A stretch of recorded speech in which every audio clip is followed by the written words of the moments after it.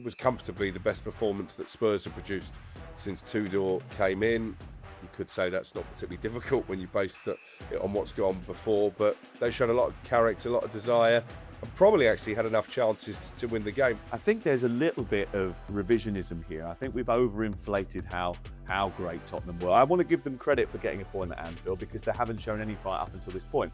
Not as bad as they were recently, but not as good as it's being made out. Spurs were let off the hook by abject Liverpool performance. How much of this was down to the fact that Spurs raised their game, and how much of it is down to the fact that once again at Anfield, Liverpool, the champions, very laboured, very poor. We see an undeserved point for a team in a bad situation, and we think suddenly that's a turning point. We'll have a turning point in our industry. I think Spurs are still a poor side that can't defend, and I still think they will be in trouble. But it has to be just the starting point. Yes, I think ultimately Igor Tudor's future is still in the balance, but that Forest game will tell us how much of a future Tudor has and how much of a corner has really been turned.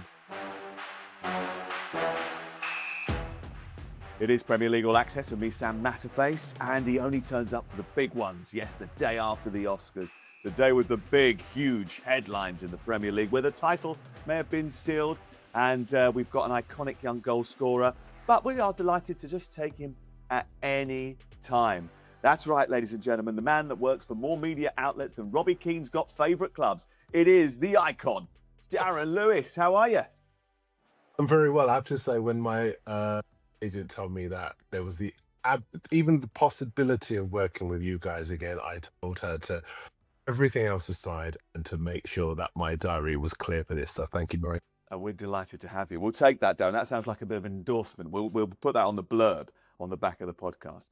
Now, listen, I don't know if you saw the post-match interviews over the weekend. I know that there was a sort of discussion about the one involving Igor Tudor. I'll probably get into that a little bit later on because, you know, I think it's very difficult for interviewers because you're speaking to the same people over and over again. And I think actually clubs probably need to put other people up at different times to be a little bit more accountable. But anyway, that's a discussion for another day. But interview techniques have come into sharp focus because some of the exchanges have been quite interesting. But my favourite interview of the week, Darren, you're going to love this, was Alex Crook going up to Daniel Farke and saying, Dominic Calvert-Lewin, would he be disappointed to miss the target from there? What, a penalty? Yeah, I think so. Can I just put it into some context? Now, it wasn't our game, so to speak. It was a Radio 5 live production. Therefore, their reporter gets to go first in interviews. Now, bear in mind, it's 0-0. Palace haven't had a shot on target. Obviously, there was a contentious red card. That had been covered. I came in 3.5 minutes into the interview. I thought, what on earth am I going to ask Daniel Farke here? It's all been done. So I asked him, first of all, was Calvert-Lewin always going to take the penalty? Because I saw Metcha had the ball in his hands. He said, no, he was just giving it to his teammate. Okay, great. And then, yes, that did come out of my mouth. But honestly, I had no more to give. After a long week at Cheltenham, I'd been out with Joe Calzaghe the night before, as you know, at a charity event.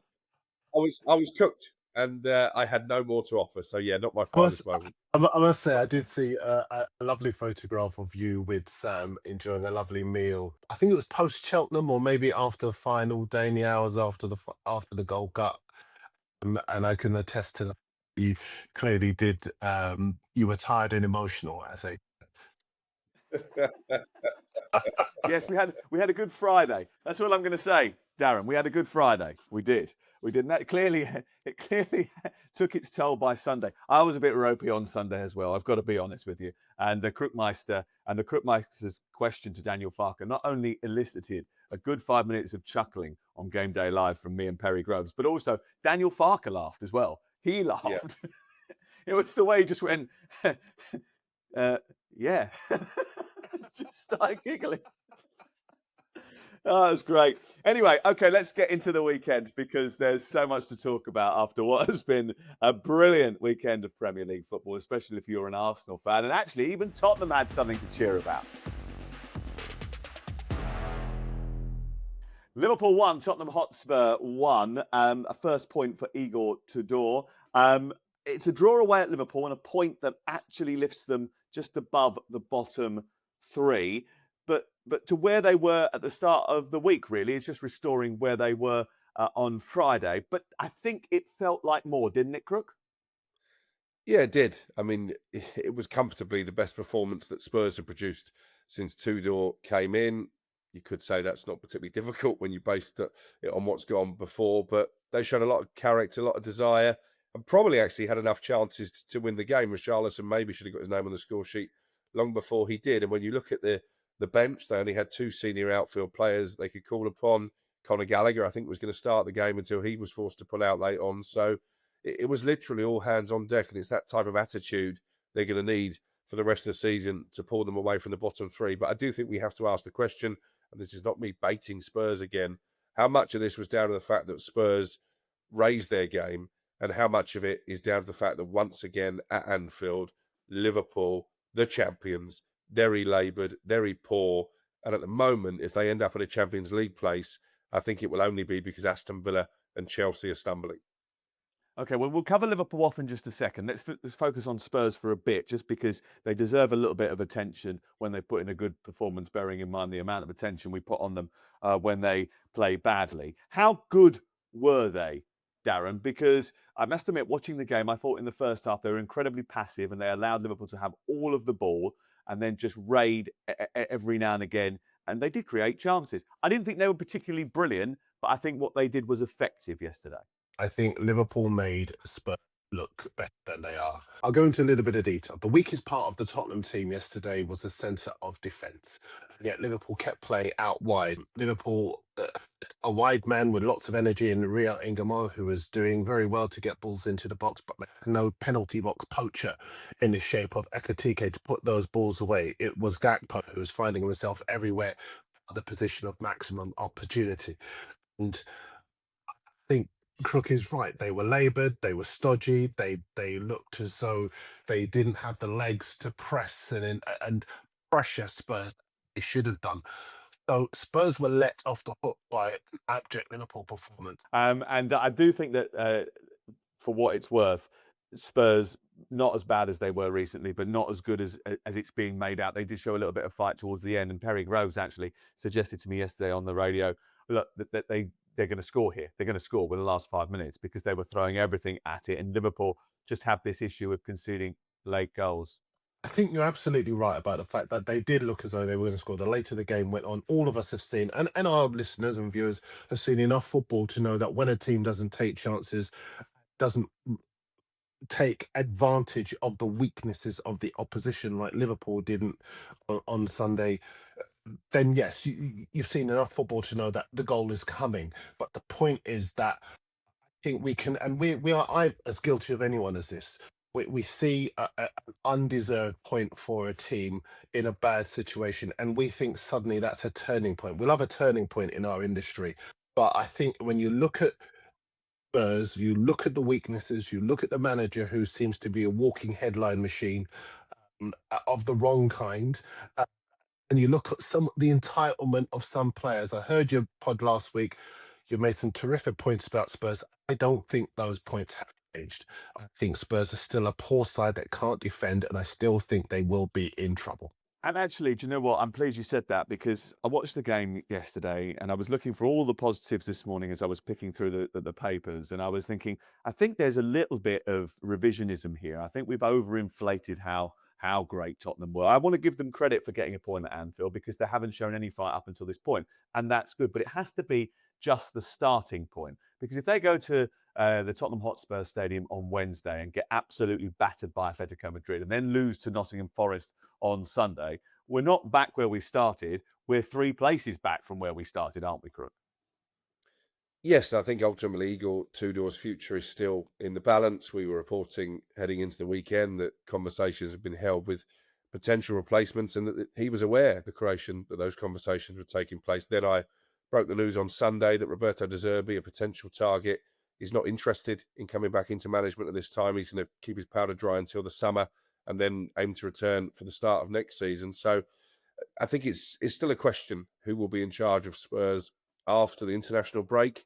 If they do decide that Igor Tudor isn't the man, I think probably Ryan Mason is the most likely option at this stage for another spell in interim charge. But we're going to learn a lot more about Tottenham. Maybe not even against Atletico because that tie is done, and I think all the focus will be on that Forest game. But that Forest game will tell us how much of a future Tudor has and how much of a corner has really been turned. Okay, well, we'll wait and see what happens there next Sunday. And let's talk about Liverpool, because Dominic Szoboszlai has suggested that if they don't buck their ideas up, they're going to end up in the Conference League, which would be damaging for Liverpool, because in terms of finances and prestige, they need to be playing in the Champions League, don't they? But late goals have been a real issue for them this season, Darren. And I wonder what this is about, because 21 have been conceded after the 75th minute. They've conceded 90th minute or stoppage time winners against Crystal Palace, Chelsea, Bournemouth, Wolves, Manchester City. Leeds and Fulham have snatched very late draws. Now Tottenham have done it as well. And their defeat against Manchester United was another late winner. So what is that down to? In-game management or fitness of players, or is it focus? What is it? Yeah, when you look at those goals that they've conceded, every one of them has cost Liverpool points. And I think it's down to a combination of things. I've said before on this podcast and other podcasts as well, that I think that they've been affected by last summer. And I always say that when they win, even as well as when they drop points or lose, and they look leggy. And if you think about last summer, what it did was it disrupted their preparations for this campaign. They put everything on hold while they attended to far more serious matters, of course, with all the trauma that they've been struggling with. And if you look at the teams that they've conceded against, Palace, as you said, Chelsea, Bournemouth, City, Wolves, it doesn't matter where they are in the table. It's more about the Liverpool players and how they've just been able to keep it going all the way to the line, in stark contrast to the start of the season when they were running on adrenaline, and last season where actually it was them finding those late goals and managing to pull off either wins or snatching points. I don't think it's going to get any easier. I wouldn't hang my hat on Liverpool to finish in the Champions League places. And I think it unwittingly puts a lot of pressure on Slot. I still think he's the right man, but I think the way that he plays has to change. Is he the right man? And is he the right man in the eyes of the board and the supporters? Because the big names aren't stepping up for him. That's true. The results aren't great. The performances are not enthralling anybody. And less than 24 hours before this game kicked off, there were still tickets available for a Liverpool home match. If that doesn't set the alarm bells ringing, I don't know what does, Crook. No, I agree, and I've got to say, yeah, I think there's a lot of Liverpool fans who are not buying into Arne Slot this season. It seems ridiculous when you look at how well he did last year. But the old narrative now is that he did that with Jurgen Klopp's team, and now he's built his own team. It's not quite so dynamic, and the numbers don't lie, do they? But I think the players have to look at themselves. You look at Mo Salah's drop off in form. That has been incredible, really, when you think he was comfortably the best player in the division for most of last season. What's he scored? 5 Premier League goals this season. I know he was at AFCON for some of that, but clearly not been good enough. I think Virgil van Dijk has taken a step backwards. Kanate certainly has taken a step backwards. Alexis McAllister and Gravenberch in midfield haven't had the impact they did last season. And then you look at the new signings. Kirkes has underwhelmed. Viertz, I think, is still finding his feet in the Premier League. Isak has been a disaster so far. There's no way of sugarcoating that. He's a record signing in the Premier League, and he's made no contribution at all.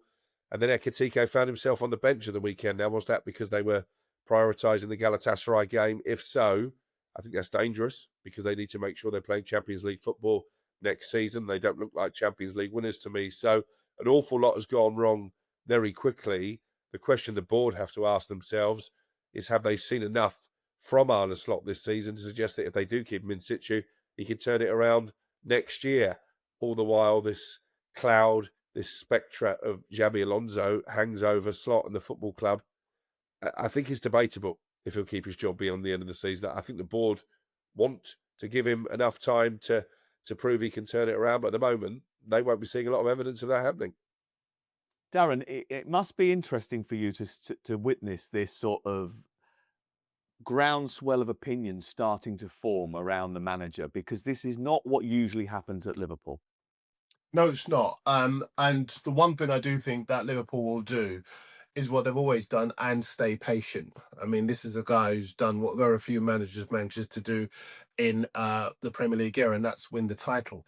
So when somebody's able to do that with the noise of the contract situation around Trent and Van Dijk and Salah, and all of the issues connected with that, and then, as I said, lead them through a really difficult period. We in football, we tend to forget so quickly, but these are human beings and not robots. And I think there has been an impact on them. And that's the reason why I think Liverpool will stay patient.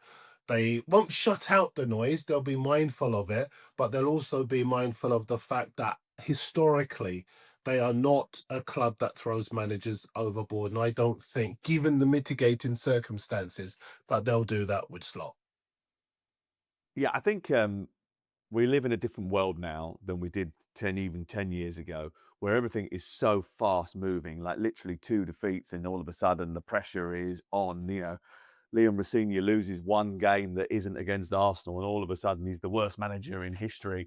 The same with Pep Guardiola was talking about this in his press conference. I'll win a game, I'm a genius. I lose a game and I'm an idiot. You'll absolutely kill me. And it does feel as if like sometimes the wild swings of sort of narrative construction maybe don't give consideration to what's really going on at a football club. And if you are a sensible football club, and I'll bring Arsenal into this, then by investing long term into someone who you believe is the right person, you can see the results. And it looks like Arsenal are going to see those results now, doesn't it? Because they are going to win the title. So the title race this weekend, was it done and dusted? We'll talk about Arsenal in just a second, but the reason it might be so is because Manchester City got dropped a point away at the London Stadium. Michael Gray said on our Sunday show yesterday, Crook, that he thought, looking at Pep Guardiola in the aftermath of this, he was a defeated man. By letting Arsenal amass the points they have in the last couple of games when they've been playing Forest and West Ham, does it give us a truer picture of where Manchester City really are? Yeah, and I wrote a piece going into the weekend, actually, sort of appeasing nervous Arsenal fans, suggesting that look, if you are worried that your team are going to bottle the league, just look at Manchester City, their performance in the Bernabeu. Does this look like a team who are capable of capitalising? No, is the answer. And I actually predicted they drop points at West Ham. I fancied a draw in that game. I thought Arsenal would beat Everton. I thought it would be attritional, as it was. And big credit to David Moyes' side, because they really did make it hard going, and probably only a mistake from Jordan Pickford at the end has got the Gunners over the line. But Manchester City look a million miles away from where they have been in the recent past. And I think this is the end of Pep Guardiola's tenure there. I think he will leave at the end of the season. And at the moment, he might well be going out trophyless, because I really fancy Arsenal to make a statement in the final at Wembley next weekend. They're not going to turn it around, City, against Real Madrid in the Champions League. And they're too far back now in the title race. So you're talking then about putting all your eggs in the FA Cup basket. And I do wonder if that uncertainty over Guardiola's future has had a real impact on the City players this season, because much like Liverpool, Haaland isn't performing. Rodri doesn't look like the same player he was. That's probably more injury related than anything else. But there's other players in that City team who have taken a step backwards as well. And then you've got Donnarumma, who's been bulletproof really since he came in, making a basic error. This bloke is 17 feet tall and he misses a cross, and they throw away 2 valuable points. If Taylor Swift was writing an album about this Premier League time frame, it would be called the Decapitation Era, because literally we've talked about 3 clubs and Crook's got rid of all 3 managers, and that's not. I'm not having to go at you. I'm just saying that is what it is like at the moment, isn't it? I'm not Darren? saying that Pep should be fired, but I think he looks like his race is right. But the narrative is, as soon as something goes wrong anywhere, we've got to change. There is going to be a change. There's always talk about a change. That can't be the case at every single football club, every 5 minutes. Otherwise, no one is going to achieve anything. And I go back to how I led into this part of the program, which is the club that is pointing in the right direction is the one that said to a geezer 5 years ago, here's the keys, you get on with it, do what you need to do. Darren. Yeah, I think you're absolutely right. And I understand, Crook, what you're saying, because the higher you go, the smaller the margins of error for error. But I think as far as City are concerned, Guardiola, look, it looked as though he was going to leave anyway. That's the first thing. So I don't think he would be leaving if, as a result of them not winning a trophy.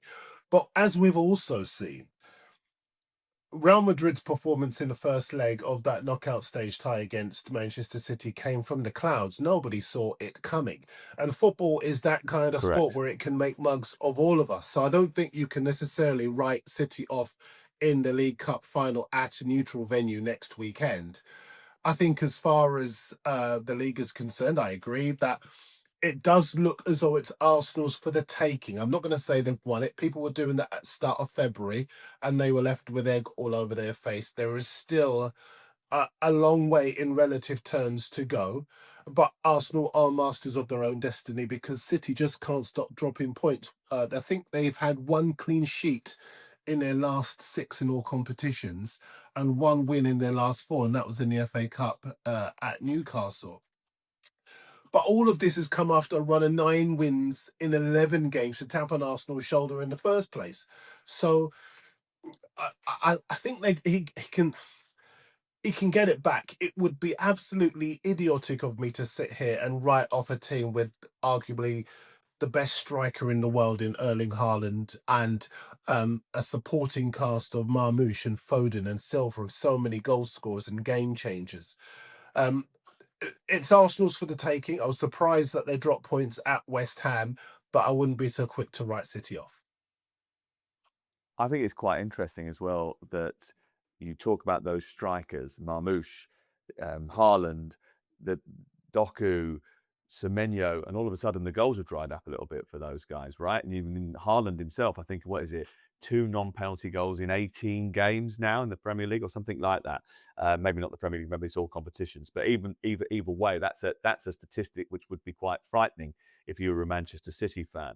But I think maybe some of that is down to the fact that they play a brand of football very different to Arsenal's. Arsenal's is about physicality, set pieces, make it happen, break down low blocks. Now, the reason that Arsenal have employed that philosophy is because too many teams put 10 men behind the ball to try and stop you from playing. Well, that is what people are doing to Manchester City. They're blunting Manchester City. So those big players are not scoring the goals. Meanwhile, Arsenal are still getting the job done.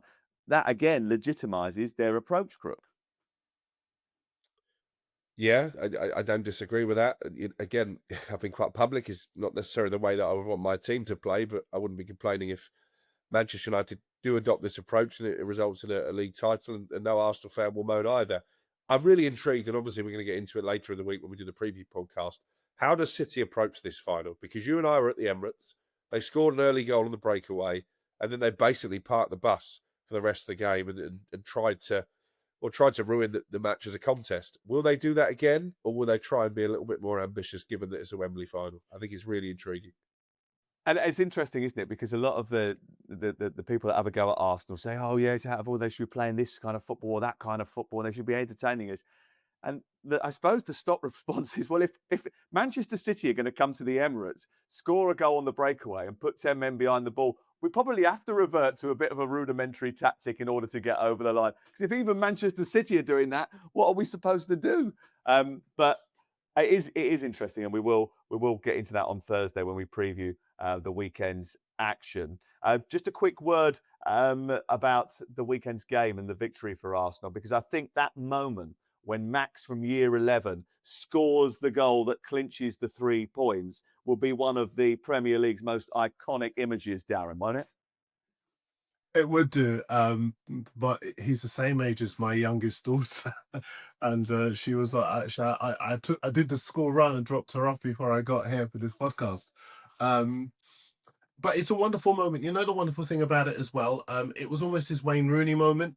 Wayne Rooney obviously exploded onto the scene with that superb goal against Everton, same opponents as well. Wonderful goal. Came about obviously because Pickford had raced upfield, but he kept his composure down and to race up and tuck it away. Um, I think if Arsenal go on to do this, though, it will be for 2 reasons. One is their excellent defensive form, which has been the foundation for this whole thing. And the other is their goal scoring power. And lots of people have written off Gyökeres, but it was his goal that broke the deadlock. And I am a big fan of guys who score the first goal. It's easy as a striker to score the third and fourth and pad out your numbers. But when you can be in the right place at the right time to grab that all important first goal, then you're paying for that price tag. You're paying for the reason that they brought you in. I am not at all a subscriber to this idea that they should be playing better football. Um, I think that football is about winning. And if you can construct a side that can take advantage of A, some of the lazy defending in the Premier League, and B, some of the areas that other teams don't think about closing off, you deserve every credit. And this idea that a team that hasn't won the league for 20 years over 20 years should start thinking about artistic impression rather than actually getting the job done. I've listened to the whole debate over the last 2 or 3 weeks. It's madness. Mm, utter madness. And do you know what? I think that was a brilliant Oscars acceptance speech there, and we should clip that up, put that on social media. Fantastic. Right, okay. Let's move on from Arsenal and from Manchester City. Have a quick glance at Manchester United and Chelsea, who are trying to get into the Champions League places. And then we'll talk a little bit about the Champions League games that are coming up this week on talkSPORT. Manchester United 3, Aston Villa 1. We won't spend too much time on this because we've got a lot to get on to with the Champions League. But let's just The big focus story. on the big stories are coming. Yeah. Let's just focus on the fact that he's done a very good job, and there's a bit of a divide amongst Manchester United legends about whether or not he should get the job. Obviously, there are some of his friends from his dressing room time that think he should get the job. There are others that suggest that he shouldn't. Roy Keane, I think, said that you would have been locked up if you had suggested that Michael Carrick should get the job 3 months ago. But actually, sometimes you put someone in place and it's just the right fit and everything seems to work. And I wonder whether or not when you're at Manchester United, you need certain characteristics to be able to handle that position. And one of them actually is a very calm temperament and experience of being there and experiencing it before, knowing what it feels like to have the weight of that jersey on your shoulders, Crook. Yeah, do we know why your mate Roy Keane seems to have a personal agenda against Michael Carrick? He doesn't have a personal agenda. He's just giving Does he you his not? opinion. You have opinions all the time. You've been trying to sack every manager that's walked through the door today. So don't Yeah. have a go at him for having a go at one. Why does his opinion differ so much when you look at the language that he used around Ole Gunnar Solskjaer when he was interim manager? And it's the same situation. Maybe it is just because it ultimately didn't work out for Ole in the end, or maybe it's because he's tighter with Ole than he is for Michael Carrick. Listen, I'm not going to tell you now if Michael Carrick should be the Manchester United manager for the start of next season. I think the board are handling it in the right way. Sir Jim Ratcliffe was pressed on it at an F1 event at the weekend and said, no, I'm not going to go there. Michael is brilliantly media trained and he bats away every question. Let's wait. Let's see if they end up in the Champions League.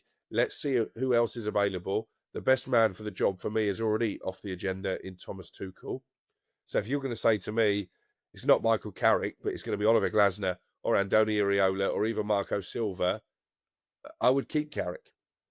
If you're going to say to me, it's not Michael Carrick, but it might be Carlo Ancelotti, I might have a different opinion because it's a massive job. And Roy Keane is right. There are managers out there with better CVs, although I haven't seen the extended clip. When he said there are better people for the job, was he actually pressed on who he would give the job to? Did he name any names as to who would be better equipped than Michael Carrick? Because actually, Well, I haven't. Ancelotti's got a better CV. Tuchel obviously has got a better CV, but there aren't many out there. There aren't many top class managers that you can say, right, he's definitely the man. Well, it's interesting, isn't it? Because you mentioned Carlo Ancelotti there, but he's not going to give up the Brazil job to come back to Manchester United, is he? He's going to do. It's not going to be a one and done. He's going to be there until the Copa America in 2 years' time. It looks like he's going to be there for a while. He's not just a one tournament manager. I wouldn't have thought, but we'll see. But it's interesting, isn't it? So I'm trying to work out whether or not you are saying yes, you would take him as the manager or not. I'm not making a judgment call yet because I think there's still a Well, lot of you football to be make a played. judgment about everything else very quickly. What's stopping you from making a judgment this time around? I've taken a vow of silence on this. You don't appoint the manager. You're not going to be the guy that sort of hexes Manchester United. Just give us your opinion. What do you think? You give us your I'm opinion going to about wait. everything. I'm going to wait. Ask me 2 games What before the end of are the you scared season. of? I'll tell you What are you what. scared I'll of? give you one opinion. Okay? Just because Michael Carrick starts next season as Manchester United manager doesn't mean that he'll necessarily be the right man for the job at the start of the following season.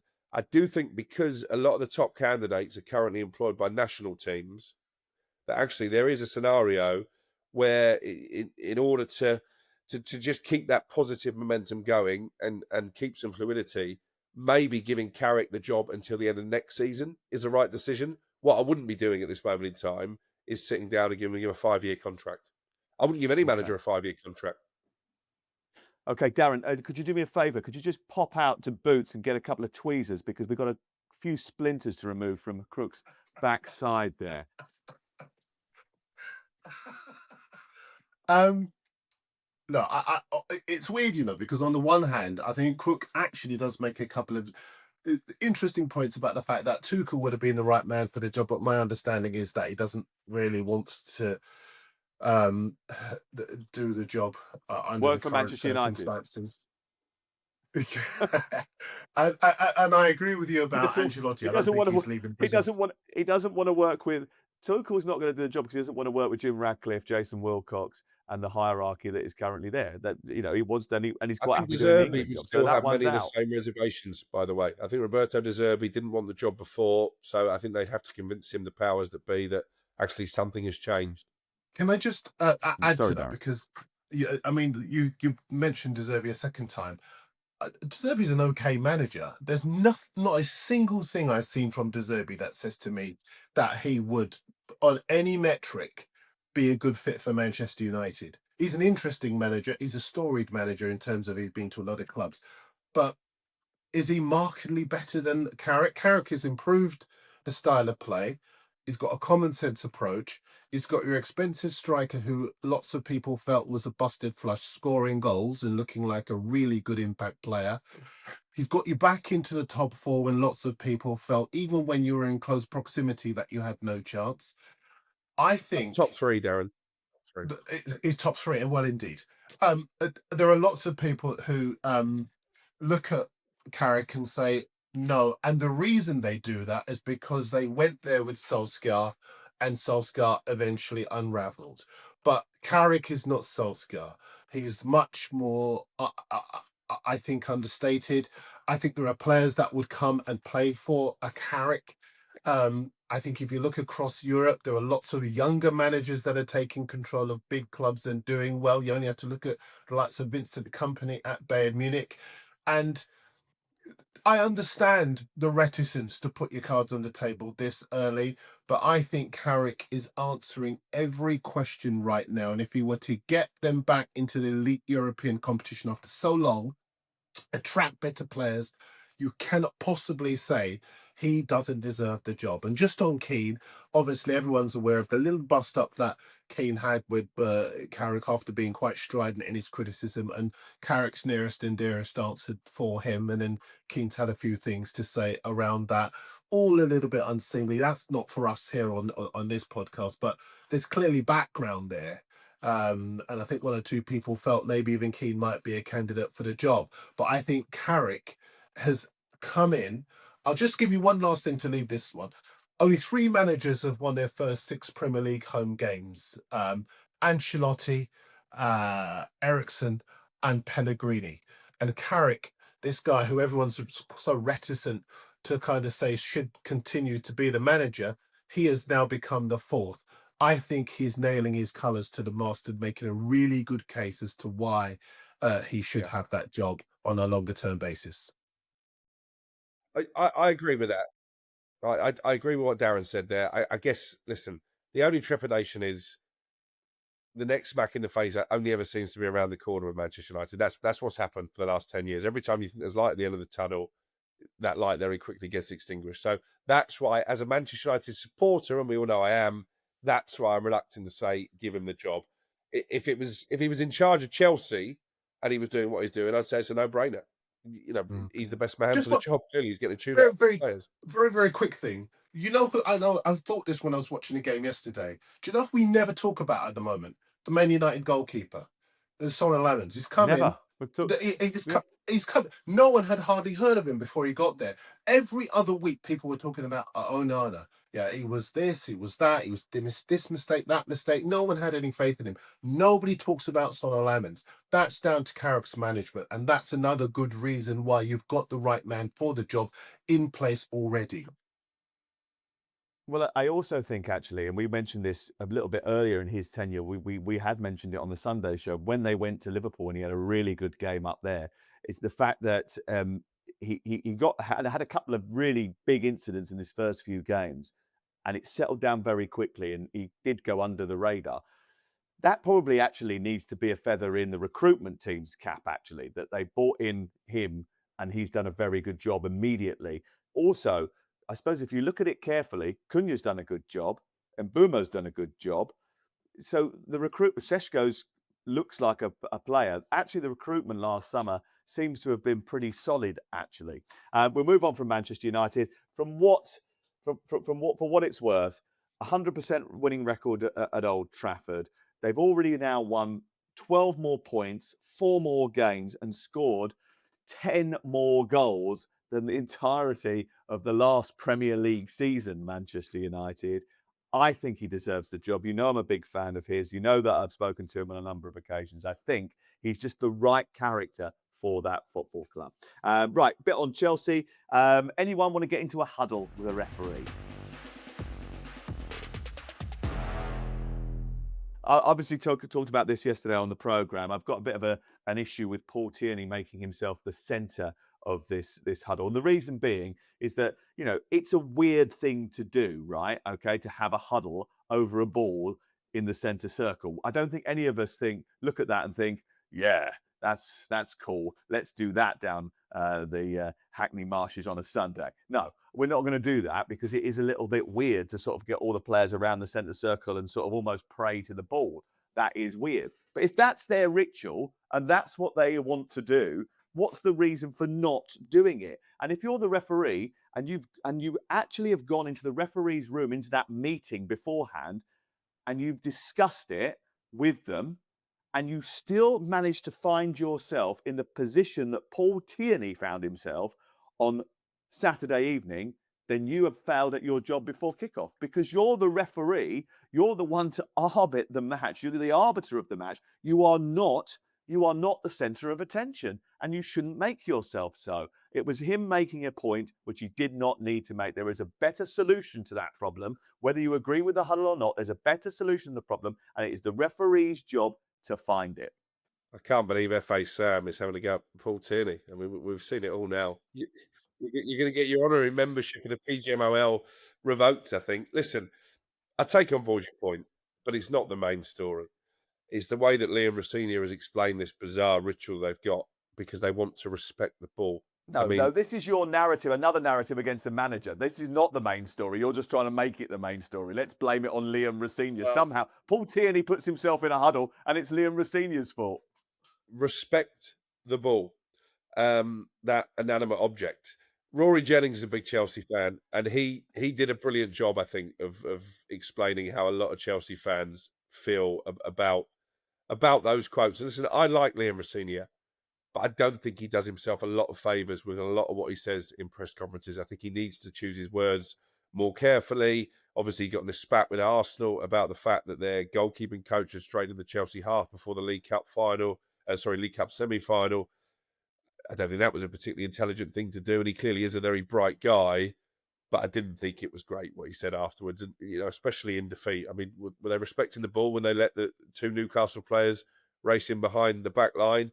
And I wonder now what happens with Chelsea for the rest of the season, because we're recording this podcast on Monday morning. Brentford play Wolves tonight. We expect them to win.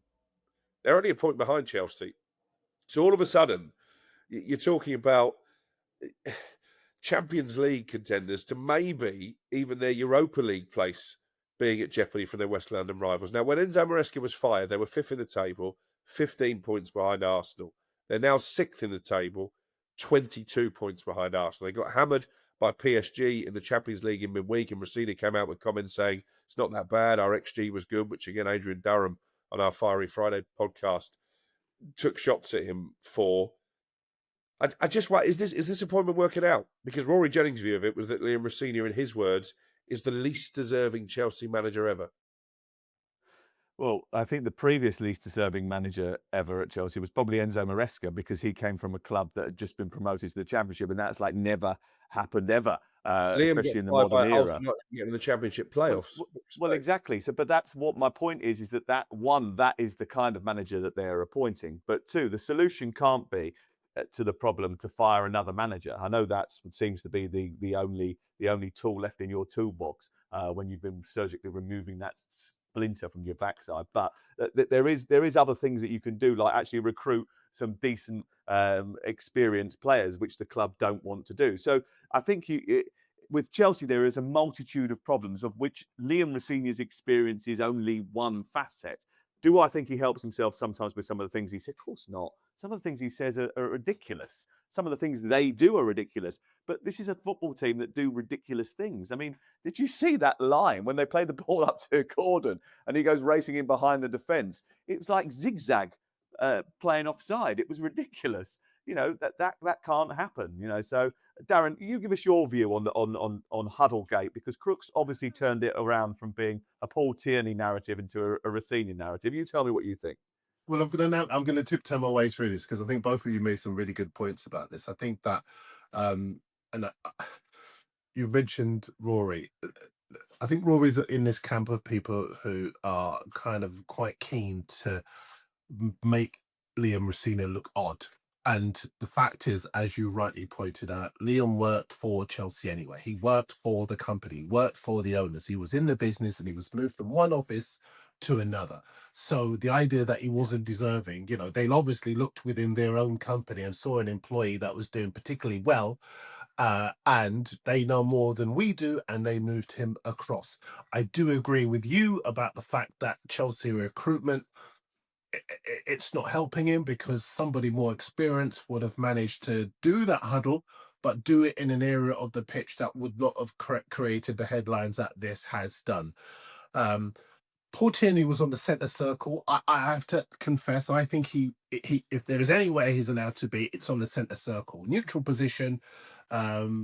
So he's not the problem. I think, if I'm not mistaken, it was Newcastle's kickoff. So Chelsea really should not have been in there. They should have been in their own half, and we saw the Arsenal situation earlier on this season. But that was in the warm-up. That was in the warm-up. This is a huddle that they do before kickoff, and Indeed. they've told the referee they're going through it. So why is he standing there when he knows it's going to happen?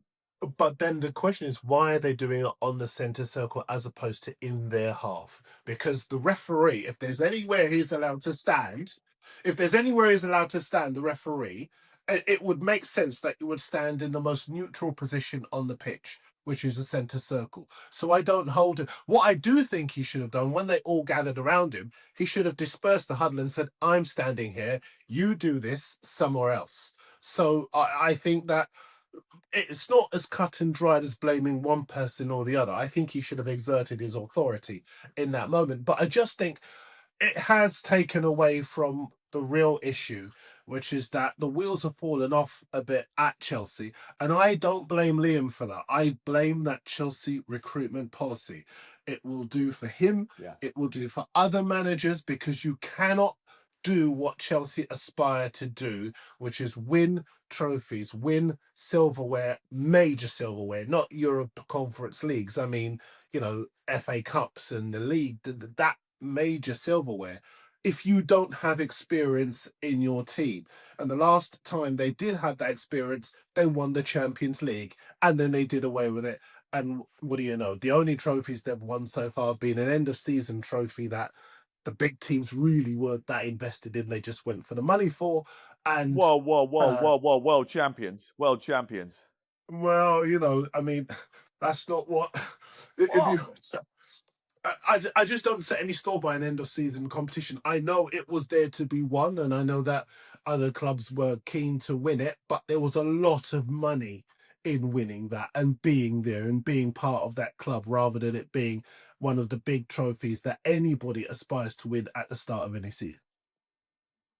Okay, hold on. It's just Arsenal just rung up and said, we did ask FIFA if they could extend it to 48 teams so we could be part of it next time. Yeah, I think Liverpool as well. Is that right? And Ask an Barcelona, Arsenal they or want to be Liverpool part of it. fan Oh, whether interesting. they'd rather win All right. the league, Okay.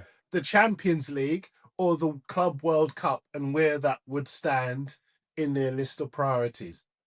I think it might be PSG third. was so upset about not winning. They released a new kit after they won the Intercontinental Cup, which is, the old Club World Cup where they beat one team to win it. And they put that in the middle of their jersey. They've got a new kit. They've planted it in the middle of their jersey because they were so Why disappointed triggered they you, lost the Sam? final to Chelsea. Why triggered you, Yeah, Sam? you have a little bit. I think you're downplaying Cole Palmer's wonderful performance in the final against PSG. You've triggered me. What's going to happen in the Champions League? I suppose let's start with Chelsea PSG. Is there any chance here of a remarkable Chelsea comeback? Let's just say they stand over the centre circle, they pray over the ball, Uri Geller style, before the game, and they score 3 goals and win it on penalties. Could you see that happening? No, because PSG will score.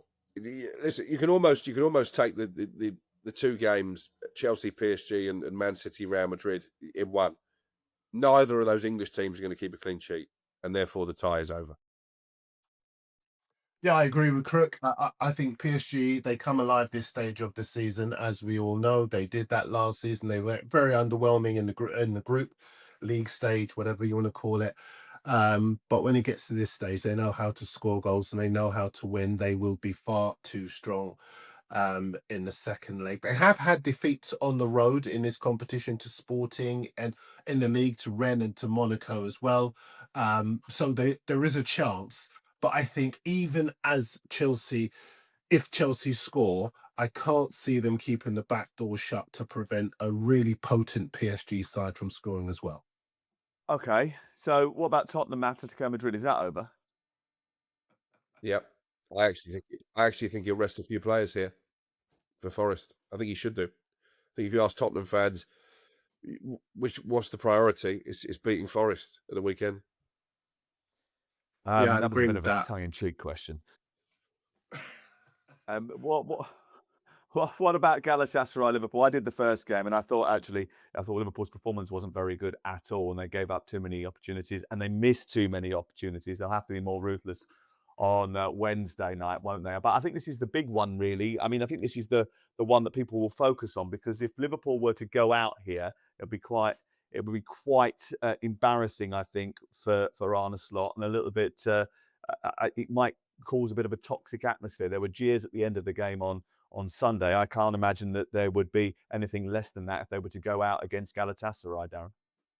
I think you're absolutely right. And I think that's part of the reason why Ekitike and Salah were rested for the Spurs game, because I think they need to win this. Galatasaray spent a lot of money last summer. There are lots of people sleeping on Galatasaray because they don't know how good that side are. They've won 10 of their last 12 games. They've won each of their last 5.